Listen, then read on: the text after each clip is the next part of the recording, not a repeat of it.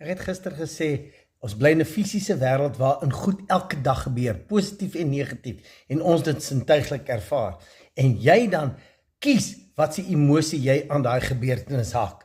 Nou ek sê weer, elke een gaan anders reageer, want elkeen is uniek. Dit hang af van jou programmering, hoeveel tyd jy met jou identiteit, jou potensiaal en dit spandeer en jouself vergewis het van wat is jou innerlike vermoë, sodat jy goed op 'n sekere manier kan hanteer. Maar jy weet, baie keer, omdat ons in 'n negatiewe wêreld bly en so baie negatiewe goed outomaties vir ons kom, kies mense om baie meer energie en krag en fokus aan die negatiewe te gee en 'n sensasie daaruit te put.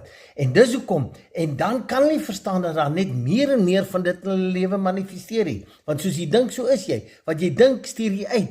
Dis jou law of attraction en jy trek dit weer in jou lewe in. So kies mooi waarop jy fokus.